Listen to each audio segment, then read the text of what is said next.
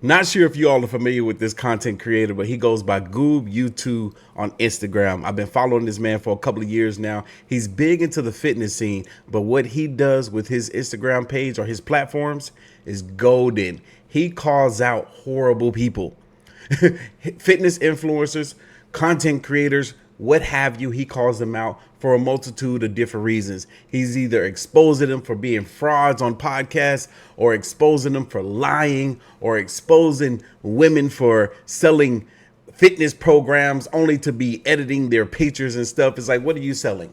Because you don't even have the results that you can promise these women. He even has a segment where he finds all the ex-offenders that are in the fitness industry and call them out for doing things where they're working too close to children. We about to watch a couple of his videos because I want you guys to see the magic at work. No, guys, I did a video on this girl earlier, and it appears like I might have got something wrong. Let's take a look. This is Nurse Meg. She has 113,000 fake followers. In my video, I accused her of editing this photo. She's since replied. She posted here in her story, "Heaven forbid an influencer adds a tan." She's saying that she just colored her skin, made herself more tan. She says this needs to stop. Be better. Embellishing the truth is still lying. Unfortunately for her, I have the original raws. Yeah, just shut the up. Why are you doing this? I just made myself more tan. No, you made yourself like 8 sizes smaller. What the is wrong with you? How diabolical to get caught in the lie and then double down. Oh my God. Yo. Oh. Yo, how did this man get the raw unedited pictures? That's crazy. That is crazy. Oh man, I gotta see this one. I'm familiar with this girl. Some people would stop at really nothing to sell you a product or get you to buy something because, well, they want you to believe that it works. Jailyne!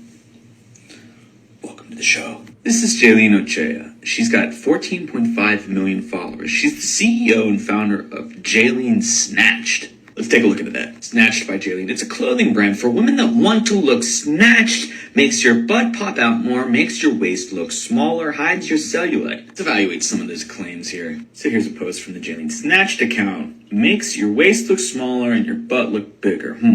No, Jailyne, by the way, all of these cabinets are crooked. I think your waist looks smaller and your butt looks bigger because you edited the picture with Photoshop. Here's another one. The pink dazzle dress, available on the website now. It apparently turned the spare tire of this AMG Mercedes into an oval. I don't even have to zoom in. You guys can see that. I mean, it's just every single picture. Jesus Christ. So I'm here to help you guys out. If you want your waist to look more snatched, if you want your booty to pop out more, want your waist to look smaller, do not buy from Jailyne Snatched. Just install Adobe Photoshop. It's like $6 a month for the premium version. Come on, you really can't go wrong. See, y'all, this is what I'm talking about, man. This is why I love watching this, man. He is freaking funny and on point, bro. He gonna tell it how it is. He ain't gonna sugarcoat nothing, and he ain't gonna bullshit, man. Yo, but this girl, man, I done seen this girl on social media for years. She look faker with every passing year. It's crazy. What did she do to her face? She literally was a gorgeous woman, gorgeous young lady before all the surgery. People were astonished by how small her waist was and how big her hips was before she enhanced them even more. But my thing is, was she editing those pictures back then? I mean, hell, Photoshop was around. It might not have been available on your phone, but it was around. Oh my God. The lengths that people will go for some social media attention. It's craziness. Looking at a comment over here, somebody says, also claims she's never had surgery. Woman, you have a completely different face. Here are the before and afters. Man, these folks, I tell you, they killed me over here trying to sell these fake products when they themselves is the fakest product of them all. But I tell you, your product is not fake. Teach Hanley. And they're the sponsor of today's video. Fellas, if you was grown, and when I say grown, I mean at least over the age of 21, and you're not taking care of yourself properly, then you got some growing up to do. Come on now, get it together. You need to be bathing, moisturizing, eating right, exercising. Ooh, that rhymed. And if you're gonna start anywhere, start with waking up and washing your face in the morning. And I don't mean to put some water in your hand and splashing on your face. No, wash your face. You still got crust on the side of your eyes. You can get that part with the water. At least put you a little dab of this stuff here in your hand and put that on your face when you go to wash your face. Go ahead and add some of that moisturizer after washing your face so that your skin won't dry out. And if you're gonna step outside into the sun that day, guess what? You already got some SPF 20 in here to protect your skin. When you come back home from a long day of sweating, that's when this stuff right here, the 2 times per week exfoliating scrub, comes in handy. It helps get that dirt and buildup and grime out of your skin. And again, you don't want your skin to not be moisturized, so go ahead and apply some of this PM moisturizer to keep your skin hydrated throughout the night. Because you guys are such great supporters of this channel, they're offering you all an amazing deal. Click that link down below right now and get 40% off your first order plus a free gift. Click that link and get started today. Now, back to the video. This one's been a long time coming. Jaden BB. Welcome to the show. Real quick, y'all, one of my favorite things about Goob, man, not only does this man show their profile so that people can go to their pages and see the horrendousness for themselves, but he also tags them in every video. He's like, look, I'm not trying to do this behind your back. I want you to see me.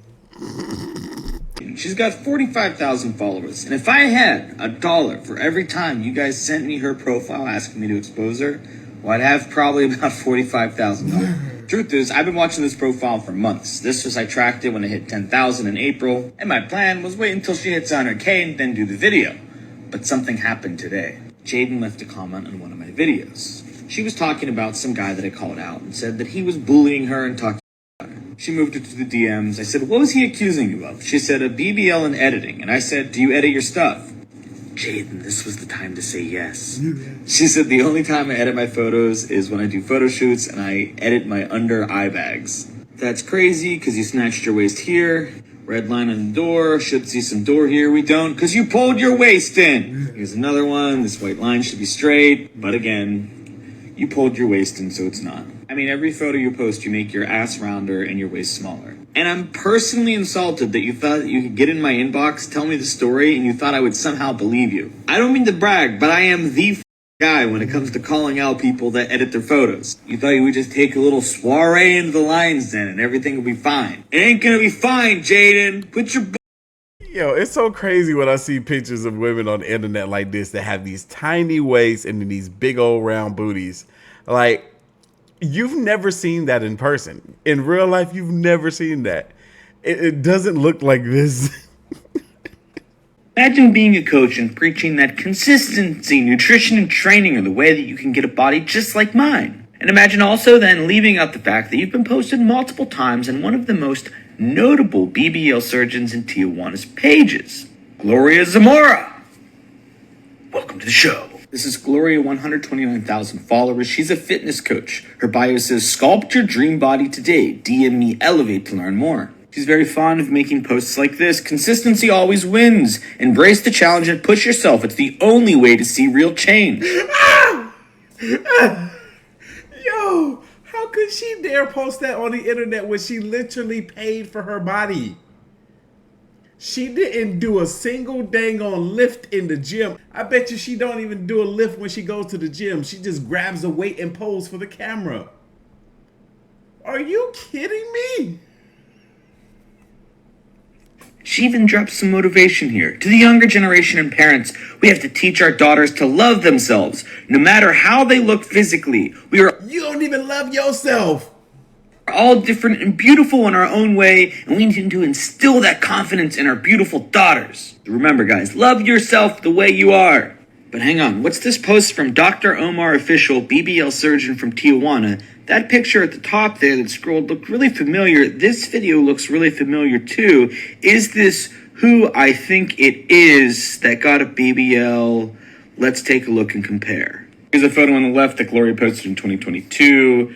And here's Dr. Omar's post. The funniest and possibly saddest thing about all of this is Gloria talks about surgery, but she says, I only got my skin removed on my stomach. I never got a BBL. In the video where she's saying she never got a BBL, she offers this photo as proof and says, I've always had these curves. A few problems here. Problem number one, this photo is extremely edited. Look at the wavy door frame. I always had these curves. Did your door always have a curve too?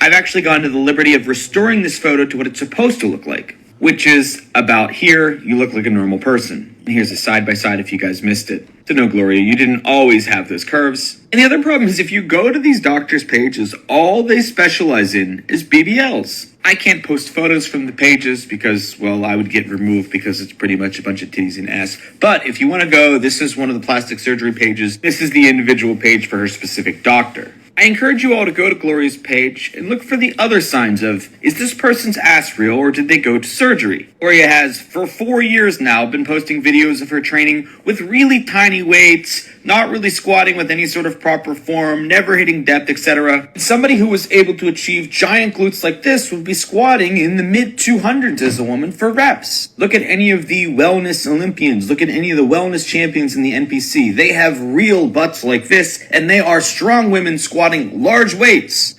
But on Gloria's page, she is routinely seen clipping videos of her squatting on a Smith machine anywhere between 75 pounds to like 135 pounds for With horrible form. Oh my God. a rep or two. And there's always like a weird cut where like she does one rep and then it goes to another and like there's just one rep. We know better, Gloria. The jig is up. Just admit it. It's so weird. Can we sickos in the fitness world? Welcome to the show, Adelina Leai. This is Adelina's account, Squatta. Here's a picture from her most recent bodybuilding show. And here's her mugshot from when she got arrested for molesting a 15-year-old boy. This one's super gross and the case is still ongoing. I'll show you guys some information about the case. So here's her arrest warrant. You can see she got 2 charges of lewd battery and 1 charge of molestation. So this is how sick this chick is. She's 26 years old. The victim, who's 15, she's known since he was 10.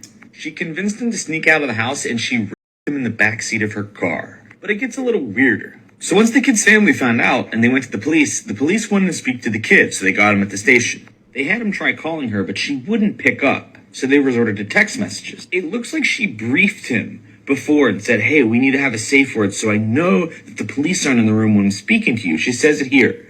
What's the safe word? He says abortion. She says, what's our baby's name? He says Aki. She says, call now? He says, yeah. So this sick not only molested the kid, she foresaw the potential that the police would be involved and created this weird little verification thing so they could speak freely about it. Wow. It's not even like after she got caught, she was like, yeah, the jig's up. I'm no longer going to try to this kid. On this phone call that the detectives were recording, she made him define the relationship and wanted to reassure him that they were going to work on being together. This is a child that she disgusting human. Now I got to show you guys this comment because I find this comment to be interesting. This guy says, unpopular opinion.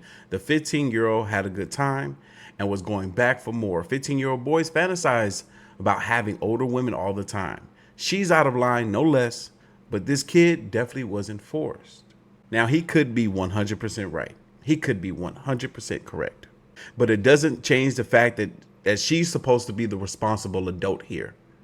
For her to be having these safe words and she knew what she was doing was wrong. She's at the age where her prefrontal cortex should be fully developed and she's dealing with a child who still has 10 more years before theirs fully developed. Are you kidding me? Not about the fact that the boy's fantasizing about grown women. It's the fact that the grown woman acted on it. That's what's wrong. Imagine abusing your own dog, surrendering it to a shelter that saves its life, and then publicly shaming the shelter online for telling the story about what you did. Yeah, Nico, we're talking about you. Nico Lynn! Welcome to the show. Here's her profile. 83,000 followers. She's a cosplayer and an OnlyFans strumpet. In late August of this year, she was having the time of her life at an anime convention, what she refers to as a business trip. And during this business trip for shopping at luxury stores and going to conventions, her dog, Honey, was at home in this condition. Somebody put a rubber band around Honey's neck, and it was there until it got embedded in her neck and caused this open wound. Thank God for the shelter. This is Houston. They took the dog in and did the right thing.